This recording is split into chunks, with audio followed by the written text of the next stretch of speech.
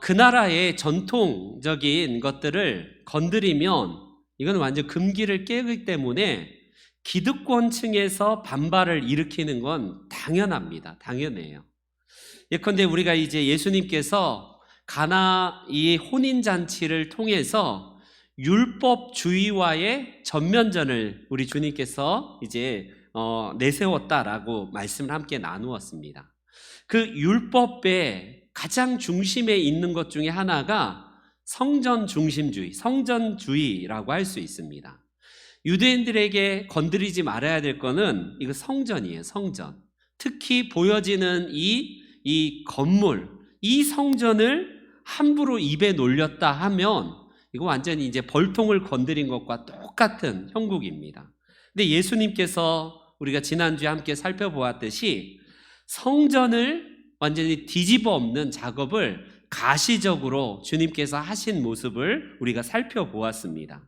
성전은 정통 유대인들의 이 기준에 의하면 하나님의 집이고 하나님이 거하시는 장소입니다. 우리가 오전에도 함께 고라자손의 시를 함께 살펴보았지만 여러분, 우주를 창조하신 하나님께서 어디 건물 안에 딱 갇혀 계신 분인가? 결코 그럴 수 없다라고 솔로몬 성전을 지으셨을 때도 우리가 잘 고백하는 내용에서도 나오지만 하나님은 어디 딱 하나에 이렇게 갇혀 계신 분은 아닐 거예요. 왜 그럼에도 불구하고 왜 이 건물이 필요할까? 왜 성전이 필요할까? 여러분, 그거는 하나님을 위해서가 아니라 유한하고 한계를 가진 사람 때문에 그래요. 사람 때문에. 그래서 인간은 하나님을 인식할 때에 그냥 초월적인 하나님이시지만 내재하시는 하나님을 위해서 건물 안에 때로는 하나님의 어떤 그 임재를 상징하는 여러 가지 기구들을 사람들은 장치를 마련합니다. 예컨대 우리나라의 많은 개신교 교회들은 그런 거 별로 거의 없지만 천주교만 해도 가보면 진짜 신이 임재할 것 같은 진짜 장엄하고 그런 모습들이 있어요. 하다못해 절에 한번 가보세요. 절에 가는 순간 그 절에 임하는 신이 바로 임재할 것 같은, 강림할 것 같은 그런 분위기들이 막 연출되지 않나요? 하다못해 그냥 무당집에 들어가 보세요. 무당집에 가면 의리의리합니다. 내가 이곳에 가면 뭐가 신령한 기운이 바로 내릴 것 같은 그런 모습들이 왜 그래요? 우리 하나님은 어디에 갇혀 계시거나 형상으로 묶여 계시는 분은 아니지만 사람 때문에 바로 성전이 필요한 것이고, 성전에 갇혀 계신 분은 아니지만 그 성전의 기능을 다하기 위해서 때로는 어떤 한계에 갇힌 이 건물 안에 우리를 이제 말씀하시는 우리 하나님이시다라고 말씀합니다. 그래서 성전은 그러면 오늘날에는 더 이상 건물이라고 개념이지 성전이란 말을 안 써요. 물론 건축을 하고 교회를 지을 때 성전 건축, 성전 건축 헌금, 성전이란 말을 오늘날에도 쓰는 의미가 구약의 이런 모습 때문에 그대로 우리가 차용해서 성전이라는 용어를 쓰긴 하지만 이거는 교회당이에요. 예배를 드리기 위한 하나의 건물이기 때문에 예배당, 그래서 교회당, 예배당 이런 이 의미로 사용되는 용어입니다. 그래서 성전은 더 이상 무용한가? 그러지 않죠. 당연히 우리 주님께서는요, 이 성전에 오는 자들마다 기도할 때에 내가 들으리라. 솔로몬이 그가 성전을 완공하고 나서 하나님과 언약을 맺을 때에 하나님께서 어느 만민이나 기도할 때 내가 그 기도를 이 성전에 사는 자들마다 다 응답하리라라고 주님이 말씀하신 바가 있지 않습니까? 그것처럼 성전은 모든 만민이 다 기도하는 집이다라고 우리 하나님께서 말씀하신 바가 있어요.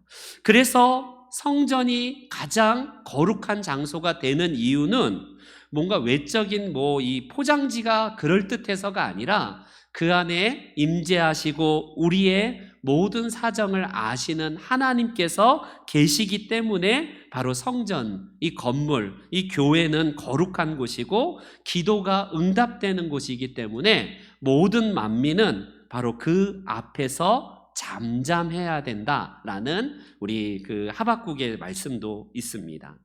예루살렘 성전이 우리가 잘 알듯이 솔로몬 때에 지어졌다가 예수님 때에는 예수님 시대에는 한 차례 그냥 무너져 버렸어요. 우리가 잘 알듯이 그 바벨론 포로기 동안에 바벨론이 이제 총 공격해서 세 차례 예루살렘을 공격해서 그 으리으리한 솔로몬이 지은 성전이 와르르 무너지고 완전히 초토화돼 버리고 불타버리고 흔적 하나 없어져 버렸어요. 그들이 이제 70여 년 동안 바벨론에 갔다가 다시 70여 만에 고국으로 돌아와서 보니까 성전과 막 성벽이 다 막 전쟁으로 인하여서 다 완전히 회파되고, 이 모습 때문에 그들이 스룹바벨을 위시하여서 제2의 솔로몬 성전을 짓지 않습니까? 그 성전이 스룹바벨이 주도해서 지었다 해서 스룹바벨 성전인데, 그 스룹바벨 성전이 얼마나 처음에 지었던 솔로몬 성전에 비하면 초라하고 볼품없었던지 그들은 크기, 이 사이즈, 외형의 모습 때문에 참 참담하다라고 그렇게 막 슬퍼하는 모습이 있습니다. 그런데 그 스룹바벨 성전도 결국에는 시간이 지나서 결국 다시 이제 이 예수님 시대에 무려 오늘 본문에 보니까 46년 동안이 계속 지어지고 있다는데, 예수님께서 오시기 전 20여 년 전부터 이 이두메 출신이라고 하거든요. 헤롯 대왕이 예수님 그 아기 때에 2살 이하의 아이들을 다 죽여라라고 명했던 그 헤롯 대왕은 원래 이방인 출신이에요.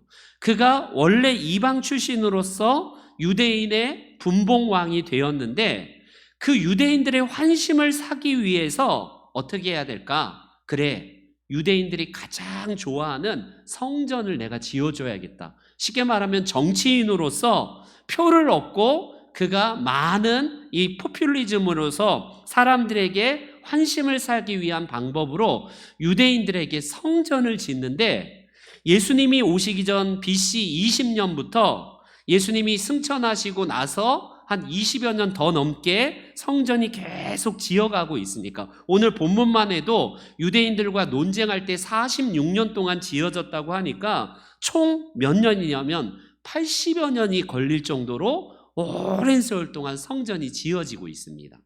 그 정도로 대단한 이 헤롯 성전, 헤롯이 지금 예루살렘에다가 지은 성전은 솔로몬 성전보다 더 으리으리하고 더 엄청나게, 쉽게 말하면 화려합니다.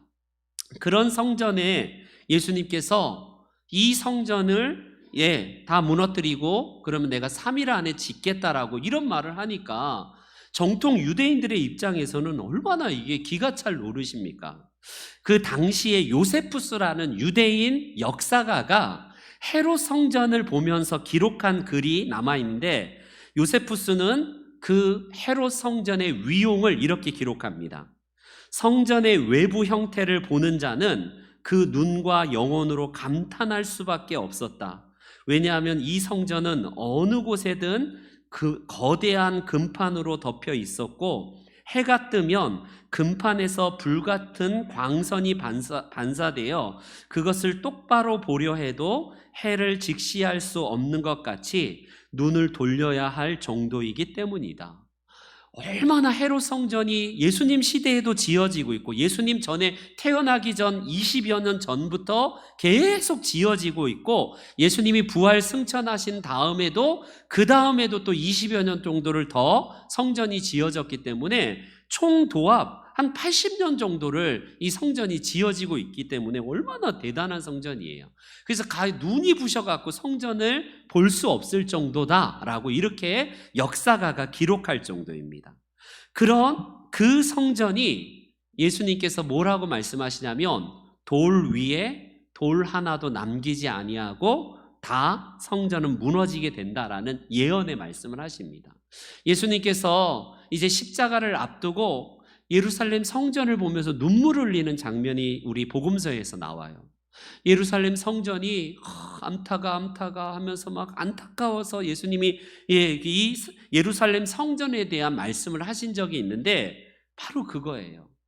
저토록 화려한 성전, 저토록 어마어마한 오랜 세월 동안 그렇게 지어진 성전이 돌 위에 돌 하나도 남기지 않고 다 무너진 게 어떠냐면요, 이게 바로 역사가 이제 우리가 잘 알듯이 로마의 디도가 장군이 와서요, 그 안에 성전 곳곳에다가 금을 박아놨기 때문에 돌로 막 다 그냥 무너지고 그 안에 금을 캐가기 위해서 성전이 무너져서 완전히 초토화된 것이 실제적으로 역사에서 AD 70년에 완전히 이루어집니다. 그토록 정성을 들이고 돈을 많이 들이고 화려했던 성전도 결국 돌 위에 돌 하나도 남지 않고 다 무너지리라 라고 말씀하셨던 예수님의 예언이 이루어진 것이 바로 우리의 복음서에서 볼 수 있어요. 공생의 기간에도 여전히 이 성전에서 성전을 깨끗하게 한 사건 때문에 당신이 뭔데 무슨 권한으로 무슨 표적을 보이고 싶어서 이런 일을 하느냐, 우리에게 표적 보여달라 하니까 이 성전을 헐어라, 그러면 내가 사흘 안에 다시 짓겠다라고 청천벽력과 같은 이야기를 해요. 여러분, 성전은요, 지금 예루살렘 성전이 예수님 당시에도 46년 동안 지어져 가고 있는데 3일 만에 짓겠다고 하니까 얼마나 이게 귀가 찰 말이에요. 그런데 예수님이 말씀하신 그 성전의 의미가 뭐겠습니까? 인간의 제도로 만들어 놓은, 인간의 욕망이 투영된 성전, 인간이 어리석음이 반영된 그런 모습, 인간의 전통, 인간의 온갖 이데올로기로 얽혀진 이 성전은 무너져야 된다는 거예요. 결과적으로 주님께서 진짜로 말씀하시고 싶어하는 성전이 세워져야 된다라고 말하는데, 여기서 사흘 안에 너희가 이 모든 성전을 헐라라고 할 때 이 사흘은 아시다시피 예수님께서 십자가에 돌아가셨다가 무덤에 계신 그 사흘을, 3일을 의미합니다. 그래서 그 3일 기간 동안에 무너졌던 예수님의 몸이 다시 부활을 통해서 몸소 성전이 된 사건을 비유로 말씀하신 것이 예수님의 말씀이라고 할 수 있어요. 여러분, 예수님은 진짜 어떤 우리 주님이시냐면 그 성전의 머리가 되시고 우리를 위해서 친히 성전이 되신 분이에요. 이 의미를 잘 알았던 바울 사도는 신약 시대에 이런 말씀을 합니다. 고린도전서에서 너희가 하나님의 성전인 것과 하나님의 성령이 너희 안에 계시는 것을 알지 못하느냐, 이런 말을 해요. 굉장히 충격적인 말입니다. 아니, 성전은 예루살렘에 가야지만이 되고 예루살렘의 그 위용에 찬 성전이어야 되지, 우리가 성전이다? 당시 2000년 전에 바울 사도를 통해서 고린도 전서에 주신 이 말씀은 굉장히 충격적인 말씀이에요. 그만큼 하나님의 교회는 무형의 건물, 이 유형의 건물이 아닌 무형의 존재로서 우리 마음과 우리 자체가 바로 교회이자 성전이다라는 말씀을 하시는 겁니다. 그렇기 때문에 성전은 지금 어떤 의미로 우리에게 주어져 있냐면 더 이상 신전의 개념은 아니에요. 신전의 개념. 오늘날에도 여러 종교들은 어떻게든지 신전을 잘 세워서 그 안에 신이 거하는 장소로 그렇게 막 인테리어나 여러 가지 장치를 하지 않습니까? 그 자리에 앉는 순간 말씀드렸듯이 신이 바로 내리는 것 같은 그런 착각을 불러일으킬 정도로 그렇게 굉장한 곳이 신전이에요. 그런데 예수님이 오심을 통하여서 이 성전의 건물의 참된 주인이시자 참된 목적이신 예수님이 부활을 통해서 모든 것을 다 이루신 분으로 너희가 성전이고 너희 몸으로 성전을 이루게 되었다라고 말씀을 하고 계십니다. 그러니 여러분, 하나님의 성전을 필요에 따라서 잘 편안하게 짓고 더 돈 들여서 짓는 거 이건 누가 뭐라고 그러겠어요. 그걸 짓는다고 해서 물량 주인이 막 왜 헌금을 그렇게 뭐 교회에다가 짓는데 막 돈을 많이 쓰냐? 꼭 그럴 필요 없어요. 왜냐하면 사람이 있는 곳이기 때문에 어떻게든지 우리 건물을 지을 때에 예배 드리는 성도들에게 잘 뭐 최적의 상황과 환경을 주기 위해서 여러 가지 돈을 드리는 거는 그건 나무랄 수는 없습니다. 근데 문제는 뭐냐? 돈을 들여서 곧 그것 자체를 성전 삼고 신전 삼아서 하나님을 그 안에 가두어 놓는 것이 이게 바로 성전주의자 율법주의로 돌아가는 거예요. 우리는 바로 우리 자신이 교회이고 우리 자체가 존귀한 하나님의 자녀가 되었기 때문에 모든 사람들은 그런 의미에서 위대합니다. 우리나라 사상 중에 우리 예전에 동학 사상이 있었어요. 동학. 최재우 선생이 2대 최시영이 2대 그 동학인데 36년 동안 이제 막 수배당해서 도망 다니고 피난 당할 때에 한 신도의 집에 숨어 들어갑니다. 그런데 배짜는 물레 이렇게 돌아가는 소리가 들려서 그 신도에게 물어봐요. 누가 지금 배를 짜고 있습니까? 예, 선생님. 지금 제 며느리가 물레를 돌리면서 배를 짜고 있습니다. 했더니 아닙니다. 그 배를 짜는 분은 선생의 며느리가 아니라 하나님이십니다. 이런 말을 해요. 그러니까 그 말을 들었던 이 지금 노인네가 최시영 이 말을 듣고요. 교주의 말을 듣고 그 배를 짜던 며느리에게 큰 절을 올리면서 이 자리에 바로 하나님이 계신 것을 경외감으로 표시하는 그런 내용이 나와요. 여러분 이 동학 사상이 뭐냐면 인내천이에요. 사람은 곧 하나님이다. 이런 이제 사상이 이 동학에서 나오는데 여러분 이게 뭐예요? 물론 사람이 막 무슨 우상의 개념으로 내세운 건 아니지만 기독교 또한 사람을 존중하고 경외하는 사상이 우리 안에도 있지 않습니까?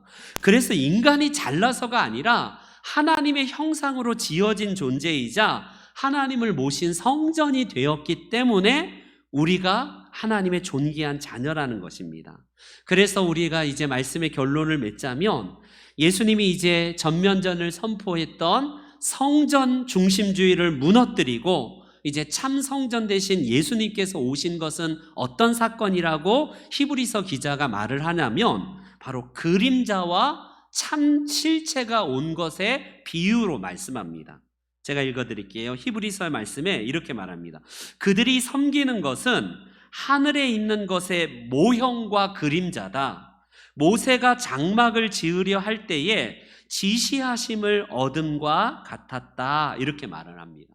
여러분 모델하우스가 있어요. 아파트를 지을 때에 모델하우스는 이제 앞으로 지어질 아파트를 위해서 평수를 보면서 이 정도 평수고 어떻게 위치가 돼 있고 어떻게 배열이 돼 있는가 일종의 모형이에요. 모형. 그런데 그 아파트가 다 지어지고 나면 이 모델하우스는 이제 임시로 그림자 역할 하나의 그냥 말 그대로 모형이기 때문에 시간이 지나면 이 모형은 지나가 버려요. 이 비유가 조금 아쉽긴 하지만 이게 히브리서 기자가 이런 말을 하는 겁니다.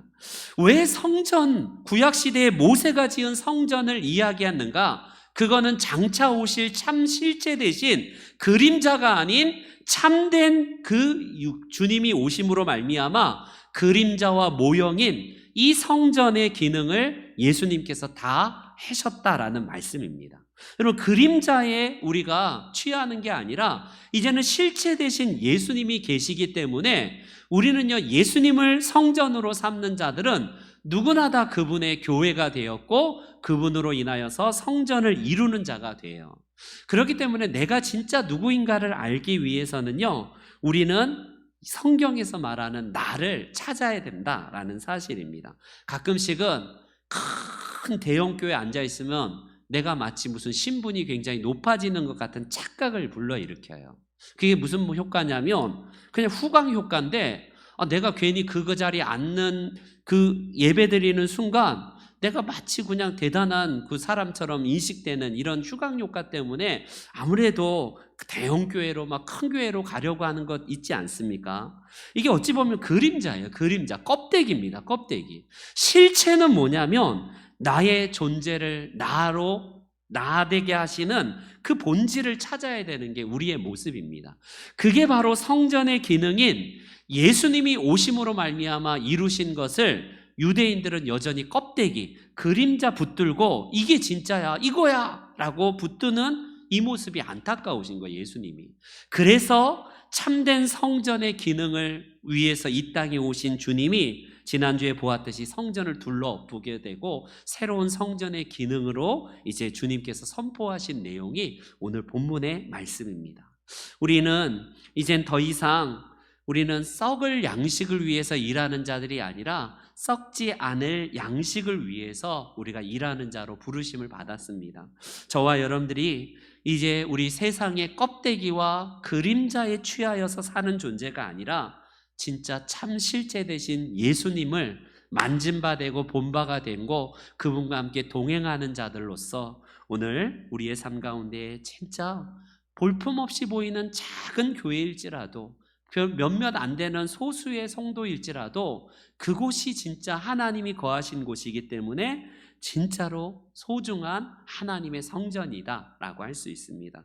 저와 여러분들이 껍데기에 속지 마시고 그림자에 속지 마시고 참된 실체 되신 주님으로 말미암아 우리 안에 그리스도를 모심으로 말미암아 우리 교회와 우리가 속한 공동체가 더 아름답게 지어져가는 하나님의 귀한 성전, 교회가 되기를 주님의 이름으로 축원합니다. 아멘.